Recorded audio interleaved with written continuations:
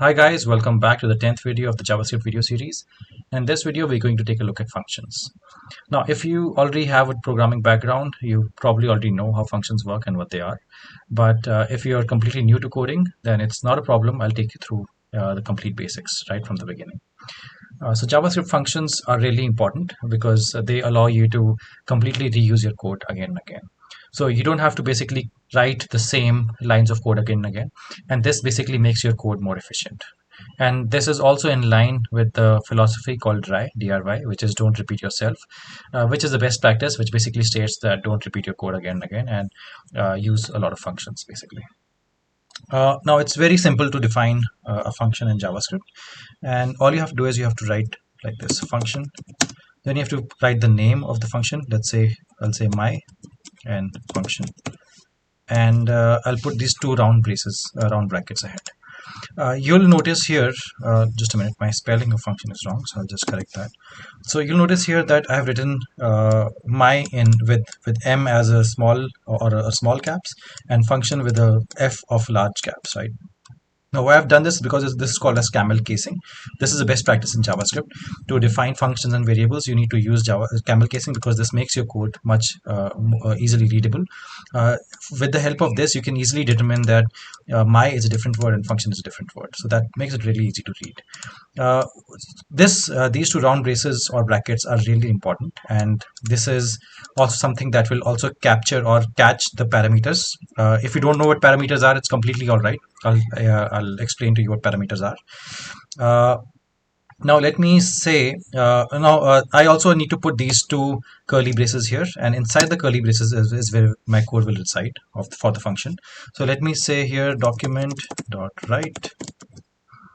I'll say here hello world, and now I'll try to run this code. As you can see, nothing happens here, right? This is because you need to call the function.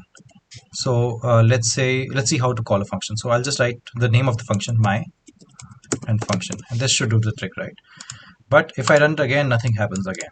So what you need to remember here is if I don't put these round brackets here, the function won't be called. This is I'm pointing out all these small things to you because this is these are some places where even the biggest of the programmers, they make a lot of mistakes because now this is just a 5-line code, but when the code is in thousands of lines, it becomes very difficult to find these errors, and you have to debug a lot to find these errors. And these can be simply avoided if you just keep in mind this all the time, that whenever you're defining a function, always put these round brackets here, and whenever you're calling a function, always put these round brackets here. Now let's say I want to pass a value here called x. I want to pass a value dynamically here, and I say Akhil, that I want this to say hello world Akhil, right? So if I run this, nothing will happen. This is because I need to catch this value that I'm throwing into the function Akhil. I need to catch it here as a parameter. So I'll say x here, and now it should work. So it says hello world Akhil. What's happening here is that while calling the function itself, I'm passing a value dynamically. So if I call the function again, I can call it with a different value completely. So I can say hello Sharma, for example, right? So it says hello world Akhil, hello world Sharma. So it has run twice. The function has run twice.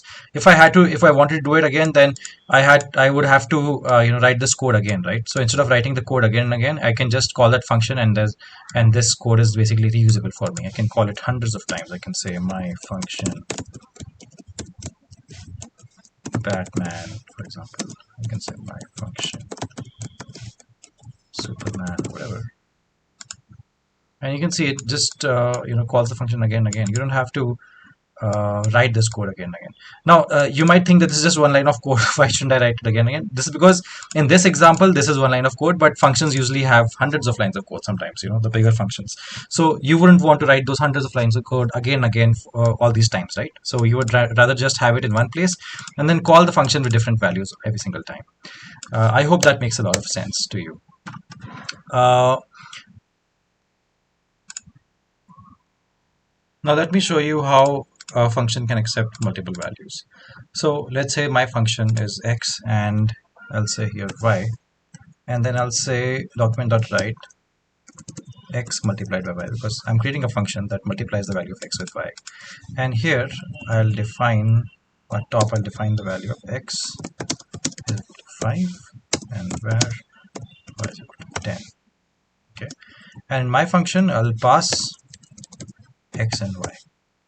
So again, I'll just take you through what's happening here. I've assigned the value of 5 to x and 10 to y, and then I'm calling my function, and then I'm throwing these values 5 and 10 into this function, and this function is going to catch these parameters in x and y, and it's going to just simply multiply x into y, and it's going to output that. So it says 50, which is basically the function is working. Now one important thing I want to show you here is, if I say p1 p2, so p1 p2, what do you think the function should run, or it should not run? Because I'm throwing x and y, but I'm catching it as p1 and p2. So let's try running it. The function works without any problems. This is because these two are not the same as these two. Here you can say different variables, but here you can completely define them as different variables. And these two variables are in this scope. So I'll take you through what scope is in one of the later videos, but it's basically that these two variables can be used here, so they are only relevant to whatever is being written inside these two places. So you can basically have, you can call it whatever you want. You don't have to just call it x and y. That's something that's really important to note. Now let's look at how we can return values from a function. So let's say I say z equal to my function, and then I pass the values of 5 and 10. And then I don't output things here. I just say multiple p1 into p2. Okay, and then I'll say document.write z. I'm printing the value of z here, and I'm calling the function, my function x and y. And what do you think should happen now? Do you think the code will run? Because I'm calling my function here, I'm taking the value into z, then I'm printing z here. So the code won't run, it will say undefined. This is because I'm not returning anything, so I have to first return the value. Now I'm taking you through this also because this is something, this return keyword is something people miss a lot when they're programming, and this can lead to a lot of errors again, like undefined, for example.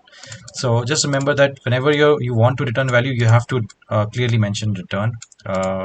You will miss it a couple of times, but then you'll get the hang of it mostly. Now it will work again, because what's happening here is that it's going to multiply p1 and p2, which is 5 and 10. 5 and 10 is being passed here, it's being caught here, 5 and 10 is being multiplied, it's being returned, and then you get the value into z, and then you just print the value of z. Very simple, right? So now let's look at how we can use the function directly without having to store the value in a variable like z, right? So let's create a function called 2 Celsius. 2 Celsius, which basically takes x, and then we can write the formula of converting temperature from Fahrenheit to Celsius, which is basically x minus 32 into 5 divided by 9. And here let's say you pass 77 here into 2 Celsius, right? So it says 25. Now if I'm saying here text equal to the temperature is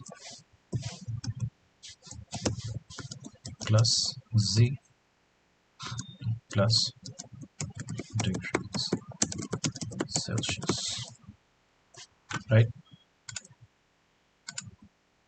So I'm going to say document.write text. I was going to say the temperature is 25 degrees Celsius.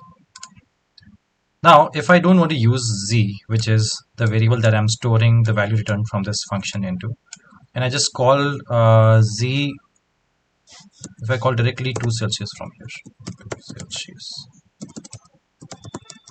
77, and I completely comment out this line, this will still work. This works perfectly, right? So you can reduce this one line of code by not capturing the value into z and directly using the function call here, and then using it here directly. I hope that makes sense. Now let me take you through how JavaScript scope works, the scope of variables and scope of function. We'll look at this in much in deeper detail in an upcoming video, but in this video I'll just take you through the basics at least, so that you have an idea. So let's say I have a function called multiply, which takes this value called x, takes this parameter called x, and or let's say it doesn't take any parameter. Okay, so I'm not taking any parameter. I have this function called multiply, and I'll define where x is equal to let's say 5, right? And then I'll say document dot write the value of x, and all the code on the top we don't need it, so I'll just call this function multiply, right? So you can see I can output the value of 5, the value of x, which is 5. But let me comment this out, and let me say document dot write x, which is basically what I'm trying to do here is I'm trying to output the value of x, which is 5, which is defined in this function, outside here, out here at the top. So if I try running this, nothing will happen. This is because the value of x is only limited to this scope, which is between these curly braces. I can't access it here. Now let me comment this out, and not the whole thing. Just comment this thing out, and I'll comment this out as well. And let me try calling it after the function has been defined, right? Okay, right. So again, nothing will happen here, because it doesn't matter if it's before the function has been defined or after the function has been defined. I can't access the value of x, which has been defined inside a function. So you need to remember that always. The value of x is always only limited to this place. So let me just remove these comments. Let's see. So now it runs perfectly because I'm trying to output the value of x within this function definition only. So I hope functions are a little bit clear to you, and we'll look at more properties of functions later on in an upcoming video, and we'll also look at how scopes work. So and we'll also do a lot of practice rounds later on into the course. You don't have to worry, but I hope the basics of functions are clear to you. Thanks a lot for watching. If you're liking this series, then please subscribe, and thank you.